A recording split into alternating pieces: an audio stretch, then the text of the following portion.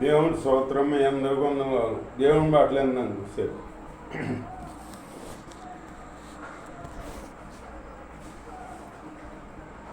ఇశ్రాయేలు పెద్దలు దేవుడి దృష్టికి పాపం చేశారు.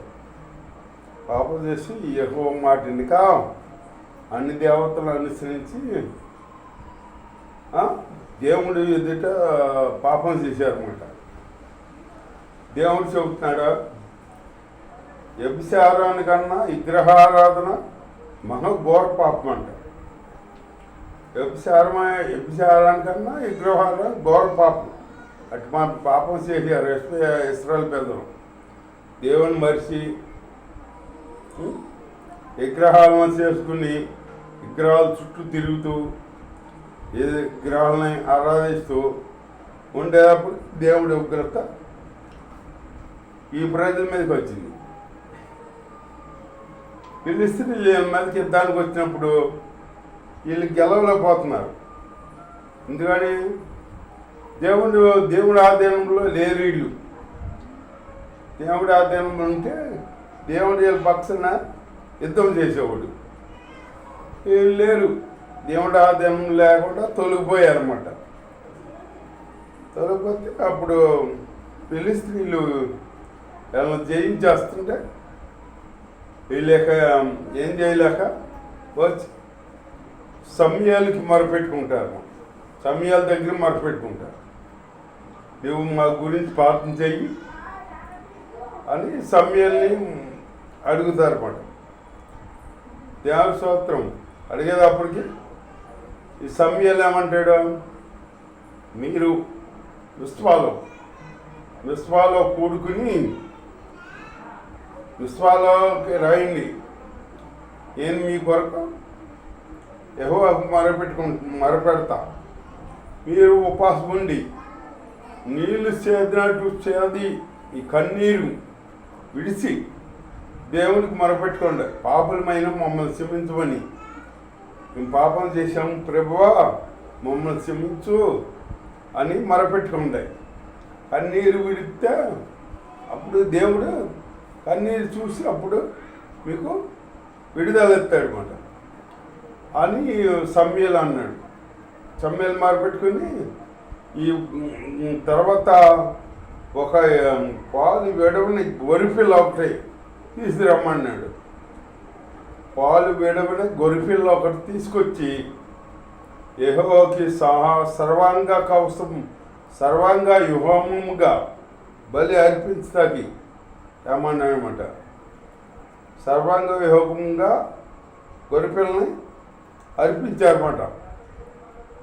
అర్పించి అన్ని సమయాలు బలి చెల్లించి మొరపెట్టుకుంటే ఇశ్రాయేలు ప్రజలు ఉపవాసం ఉండి పాపాలు ఒప్పుకున్నారన్నమాట. పాపాలు ఒప్పుకుంటే అప్పుడు ఫిలిష్తీయులు యుద్ధానికి వస్తే ఫిలిష్తీయుల మీద జయం వచ్చింది ఇశ్రాయేలుకి. ఎట్లా వచ్చింది? దేవుడు గురువులు మెరుపులు రప్పించి ఇశ్రాయేల్ని తారుమారు చేశారన్నమాట. చేసేటప్పటికి అప్పుడు ఇశ్రాయేలు జయించారు, ఫిలిష్తీయులు ఓడిపోయారన్నమాట. దేవుడు ఏదైనా దేవుడు కార్యం చేస్తేనే మనం ఏదైనా జయించగలం, మన వల్ల ఏం కాదు. దేవుడైంది ఉండాలి. ఇశ్రాయేలు ప్రజలు దేవుడైంది లేకుండా తొలగిపోయి పాపం చేసి విగ్రహాలు చేసుకుంటాం, విగ్రహాల పూజలు చేస్తాం. ఇది విగ్రహాలుగా అది మహా ఘోర పాపం. అది అట్లాంటి పాపం చేశారన్నమాట ఇశ్రాయేలు. చేసేటప్పటికి సమయలు ఆ గురించి మొరపెట్టుకుని ఆమె ఉపవాసం ఉండి మనం చెప్పారన్నమాట. ఉపవాసం ఉండి నీళ్ళు చేదినట్టు చేది కన్నీరు చేది యెహోవా మందిరంలో విలపించమన్నాడనమాట. మొరపెట్టుకుంటే అప్పుడు కన్నీరు చూసి దేవుడు కనికరిస్తాడనమాట. కన్నీరు చూస్తే దేవుడు ఆగడం, కన్నీరుకి జవాబు ఇస్తాడు. కన్నీరు పెట్టుకున్నామనుకో, నా బిడ్డ నా కన్నీరు పెట్టుకుని అడుగుతుంది అని చెప్పేసి దేవుడు కన్నీరుకి కరిగిపోతాడనమాట. సింహాసనాన్ని వదిలిపెట్టి మన మధ్యకి వస్తాడు. కన్నీరు ప్రార్థన చేస్తే కన్నీటి ప్రార్థన చేయాలి మనం. అంతేగాని పై పై పెద్దవాళ్ళు ప్రార్థన చేయకూడదు, పై పొడి ప్రార్థన చేయకూడదు. ఏదో ప్రార్థన చేయాలి, సమయానికి చేయాలి, ఏదో ప్రార్థన చేయాలి, మందిరానికి వెళ్ళాలి కనుక వెళ్తున్నాము, చేయాలి కనుక చేస్తున్నాము అని చేయకూడదు.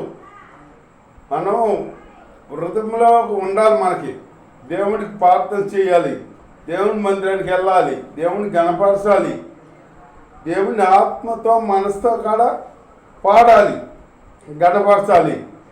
అలాంటి జీవితం కలిగి ఉండాలి మనం. హృదయం దేవుడు పై రూపాన్ని చూసే దేవుడు కాదు. నీ హృదయం ఎలా ఉందో దేవుడికి తెలుసు. నువ్వు ఇష్టంతో చేస్తున్నావో ప్రార్థన, కష్టంతో చేస్తున్నావో దేవుడికి తెలుసు. తెలియని దేవుడు కాదు, సర్వేంతరామి, సర్వం తెలుసు దేవుడికి. నీ నీ నీ నీ ఉదయంలో తలం పుట్టక మునిపే దేవుడికి తెలుసు. అట్లాగే మనం మనస్ఫూర్తిగా దేవుణ్ణి ఆరాధించాలి. ఆరాధిస్తే అప్పుడు దేవుడు మన పక్షాన్ని కార్యం చేస్తాడనమాట.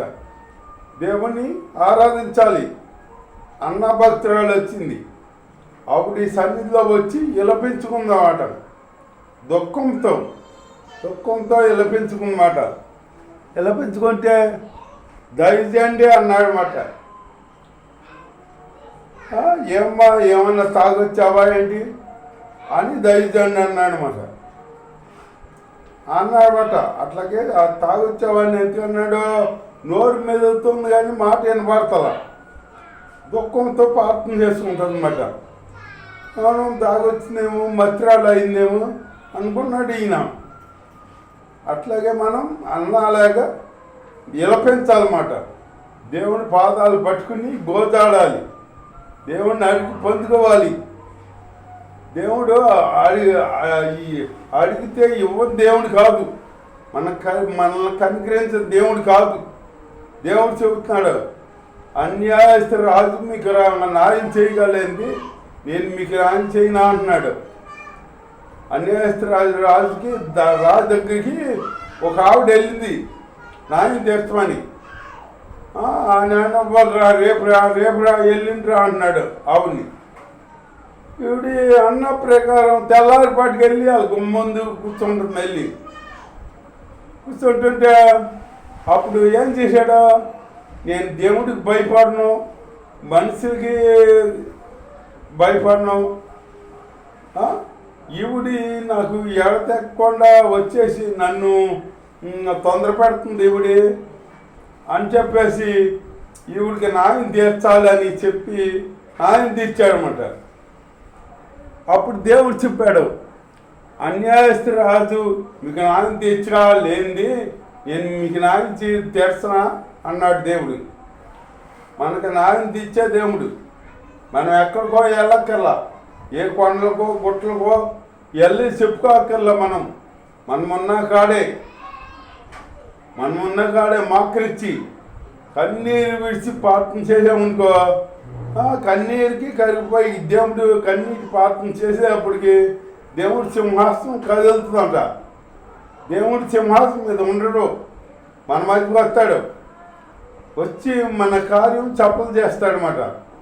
మనకి ఏ అవసరం ఉందా అని తెలుసుకుని కార్యం చేస్తాడనమాట. అట్లాగే మనం దేవుణ్ణి నిజంగా మొరపెట్టుకునేవాడిగా ఉండాలి. పై పదవులతో ప్రార్థన చేయకూడదు. మన పెదవులో అపవిత్రమైన పదవులు. భక్తుడు చెబుతాడు ఒకసారి, దేవుడి దర్శనం చూసి ఆయన అంటాడు, అయ్యో నేను అపవిత్రమైన పెద్దలు కలిగిన వాడిని, అపవిత్రమైన పెద్దలు కలిగిన మధ్యలో జీవిస్తాను, ఆ పెదాలు కాల్చండి ప్రభువా అని ప్రార్థన చేసుకున్నాడు అంట. ప్రార్థన చేసుకుంటే అప్పుడు దేవదాత వచ్చి ఆ కారు పట్టుకొచ్చి ఆ పెదాలు కనిపించిందంట. ఆ పెదాలు పవిత్రపరచుకొని. అట్లాగే మనం దేవుణ్ణి అడగాలి, నన్ను పరిశుద్ధపరిచిదేవా, నన్ను పవిత్రపరచు ప్రభువా అని మనం అడగాలి. దావీదు భక్తి ఎంతగా ప్రార్థన చేసుకున్నాడో, నన్ను ఇసోపుతో కడగమన్నాడనమాట, ఇమ్మం కట్టి తెల్లగా మార్చమన్నాడనమాట. ఎలా తప్పు చేసినప్పుడు నీ కృప నా నుండి దూరం చేయమాక అన్నాడు అని మొరపెట్టుకున్నాడు అనమాట.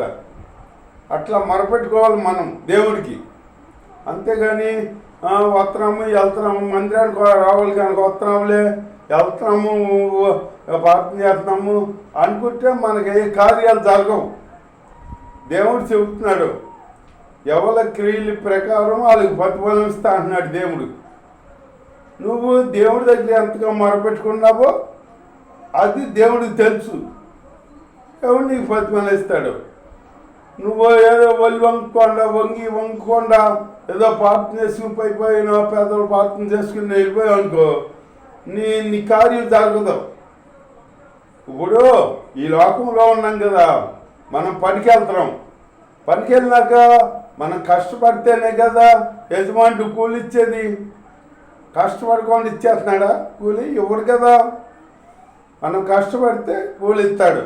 కష్టపడకుండా ఉంటే కూలి ఎట్లా వస్తుంది? నువ్వు నేను చేయమన్నా పని నువ్వు చేయలా, నీకు కూలి ఎట్లా ఇవ్వను అంటాడు. అట్లాగే మనం దేవుణ్ణి మొరపెట్టుకునేటప్పుడు ఆసామాసిగా మొరపెట్టుకోకూడదు. మన సర్వం దేవుడే. మన తల్లి అయినా తండ్రి అయినా యజమాని అయినా దేవుడు అయినా స్నేహితుడు అంటున్నాడు అనమాట. నువ్వు నా స్నేహితుడు అబ్రాముని స్నేహితుడు అని పిలిచాడనమాట. అబ్రాము సంతానంగా మనం ఆయన స్నేహితులు మనం అని పిలుస్తున్నాడు అనమాట. అట్లాంటి మనకే కార్యం చేయకుండా ఉండడు దేవుడు. కార్యం చేస్తాడు. కాకపోతే మనం మొరపెట్టుకొని చేతకాక మనమేమో అడగతో చేతకాక మనం ఆయన నుంచి పొందుకోలేకపోతున్నాం. మనం ఇప్పుడు ఒక తల్లి ఉంది, కొడుకు చచ్చిపోయాడు, భర్త చచ్చిపోయాడు, అంతకితం కొడుకు చచ్చిపోయాడు, ఇంకెవ్వరు లేరు ఆవిడకి. ఆవిడ ఎలా ఏడుతుంది, ఎలా విలపిస్తుంది? రోజుతుంది కదా. నాకు దిక్కై ఉంటాడన్న కొడుకు చచ్చిపోయాడు, నా జీవితం ఏంటి అని ఆవిడ మొరపెట్టుకుని ఎంతో గోల పడుతుంది, ఎంతో విలపిస్తుంది మాట. అట్లా మనం విలపిస్తూ ప్రార్థన చేయాలి. మనం ఏదో చేస్తున్నాంలే, టయానికి వెళ్ళి ప్రార్థన చేస్తున్నాం, చర్చికి వెళ్తున్నాం, వస్తున్నాం, అన్ని ఇస్తున్నాం, కారుకి ఇస్తున్నాం, అవి ఇస్తున్నాం అని అనుకుంటే సరిపోదు మాట. మన మనసు మన ఉదయం కుమ్మరించాలి దేవుడి సన్నిధిలో. ఇద్దరు వచ్చారు మందిరానికి ప్రార్థన చేతకి. ఒక ఆయనేమో మందిరంలోకి వెళ్ళిపోయి ప్రార్థన చేస్తూ, ప్రభువా నేను నీకు దర్శనం భగవతున్నాను, వారానికి 2 సార్లు ఉపవాసం ఉంటున్నాను, నేను ఇస్తున్నాను, నేను ఆళ్ళగా లేనందుకు ఇళ్ళగా లేనందుకు నీ స్తోత్రం, ఇదిగో ఆ పక్కన ఉన్నాడే అతను లేక నేను లేనందుకు మీ స్తోత్రం అన్నాడు అన్నమాట. అనేటప్పటికి అక్కడ పోయింది ఈ ప్రార్థన, ఆడపోయిందన్నమాట. అప్పుడు ఇతను బయట నుంచి అతను ఏమన్నాడో, ఆ పాపనైనా నన్ను కరుణించి ప్రభువా, నీ కన్నీరు విడుతూ మేము కళ్ళ చూట కాడ యోగ్యత లేని వాడిని నన్ను క్షమించి ప్రభువా అని ప్రార్థన చేశాడనమాట. అన్ని ఇచ్చిన ఆయన ప్రార్థన కన్నా ఈ ఏమి వెళ్ళని కన్నీరు కాచి ప్రార్థన చేశాడు కదా, ఈయన ప్రార్థన ఆలకించాడు దేవుడు, కార్యం చేశాడు ఈ ప్రార్థన. అట్లాగే మనం కన్నీరు విడిచి ప్రార్థన చేయాలి. అంతేగాని మనం వస్త్రం వెళ్తున్నాము దేవుడు కార్యం చేస్తలేదు అంటే ఎట చేస్తాడో మనలోనే ఉంది. ఏదైనా దేవుడు కార్యం చేయాలన్నా చేయిపోవాలన్నా మనలోనే ఉంది. అలాంటి ప్రార్థన మనం చేస్తూ దేవుళ్ళ ముందుకు సాగుతూ దేవుడి మాటలు దీవించరు.